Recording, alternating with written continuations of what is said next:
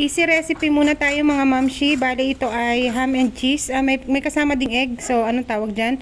Ham and cheese and egg sandwich. O diba, dami-dami.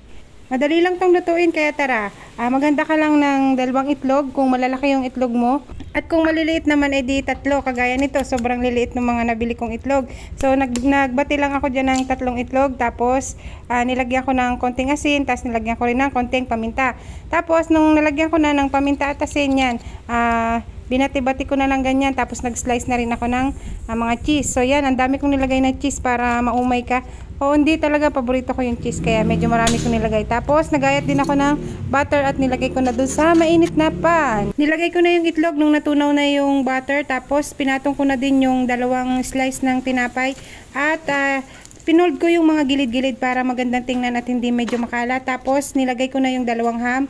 Hindi yan luto dahil okay na yan, mamaya maluluto din yan. Tapos pinatong ko na yung mga cheese. Tapos yan, ginanya ko na. Pinold ko sa gitna para maging sandwich style na talaga siya yan. So medyo tinakpan ko muna para maluto na yung cheese at saka yung ham para maluto siya. Tapos kinuha ko na, nilagay ko na sa plate at yan, crunchy naman yung ibabaw, talagang na-toast siya. Tapos okay na to, pwede na tong pang merienda. Mabilis lang talagang gawin. Kung gusto mo, try mo. So yan, tinikman ko na at ayos naman. Mga mamshi, okay na okay to na pang breakfast. At dahil nga hindi pa ako nakakain dyan ng pang umagahan, ayan na ang ginawa kong umagahan.